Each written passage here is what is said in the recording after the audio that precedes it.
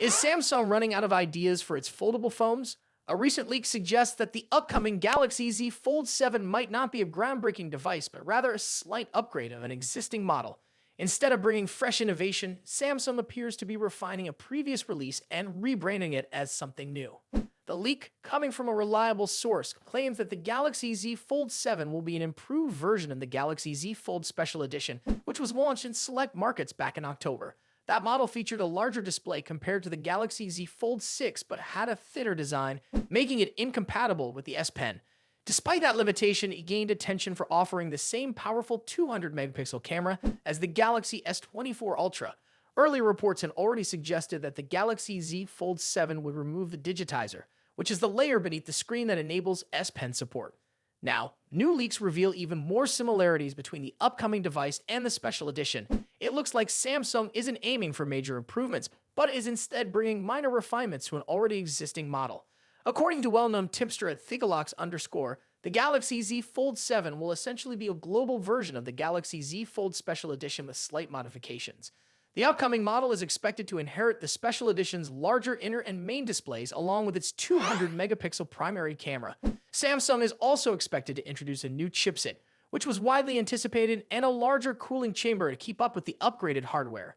However, aside from these changes, the only noticeable improvement will be an upgraded speaker system. This decision seems to be driven by sales trends. While the Galaxy Z Fold Special Edition was in high demand and kept selling out, the standard Galaxy Z Fold 7 reportedly struggled to attract buyers. With that in mind, Samsung might be taking a strategic approach, repackaging the Special Edition, upgrading the processor, improving the speakers, and marketing it as the new Fold 7. But what does this mean for Samsung's foldable lineup? On one hand, it makes sense from a business perspective. If the Special Edition was successful, refining and relaunching it as a global model could help Samsung strengthen its position in the foldable market. On the other hand, this move could be disappointing for longtime Samsung fans who expect significant improvements with each new release. For years, Samsung has led the foldable smartphone industry by pushing the boundaries of design and functionality. However, if the Galaxy Z Fold 7 turns out to be just a slightly refined version of an existing model, it might suggest that Samsung is playing it safe instead of taking bold risks. Some users might feel that this approach lacks excitement, especially when competitors like Google and Honor are stepping up their game in the foldable phone market. The big question is, will Samsung's strategy work? Will the Galaxy Z Fold 7 manage to attract more buyers by refining the Special Edition, or will fans see through the rebranding and demand more innovation? What do you think? Is this a smart move by Samsung, or should they be aiming for something more ambitious with their foldable lineup? Let us know your thoughts in the comments, and if you enjoyed this breakdown, don't forget to like this video and subscribe for more updates on the latest tech. Is Google finally delivering the ultimate battery upgrade for its budget-friendly Pixel lineup? The upcoming Pixel 9a is rumored to launch on March 19, with sales beating on March 26. It is expected to stick to the winning formula of previous models, offering great value with a refined design, the latest Tensor chipset, and an improved overall experience. But the biggest question remains, how much better will the battery life be?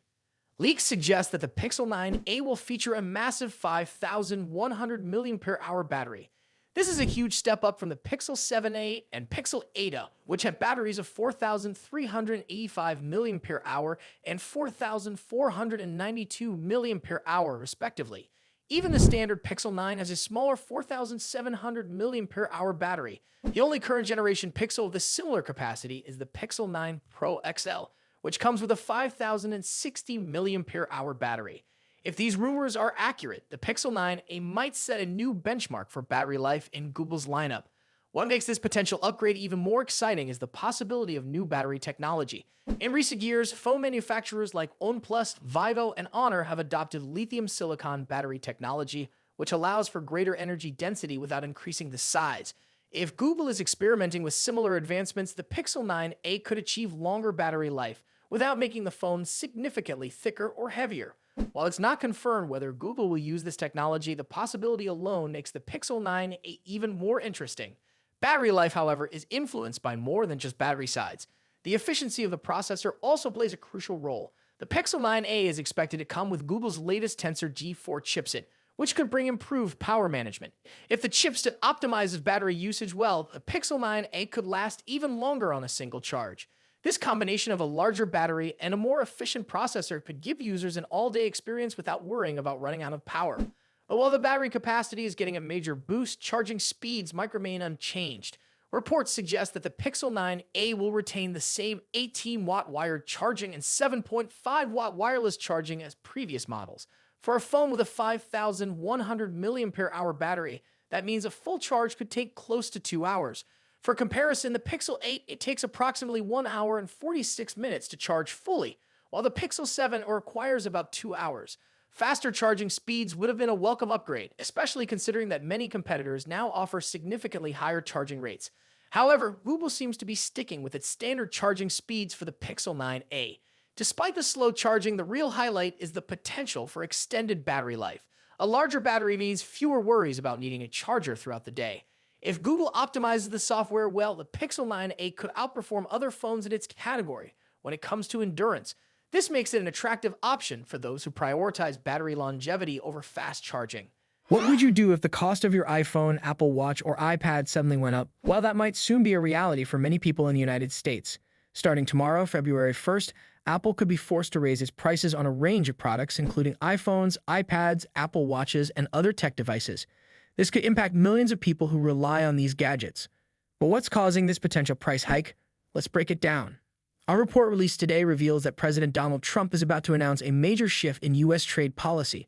Starting tomorrow, a 25% tariff will be imposed on imports from Canada and Mexico, and a 10% tariff will hit Chinese imports.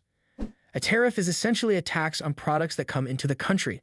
This tax isn't paid by the countries exporting the goods, but by the companies bringing those goods into the U.S., the companies importing these products can either eat the extra cost, which means their profits will shrink, or they can raise the price of their products. In the case of Apple, it seems that raising prices is the most likely option. So what does this mean for consumers?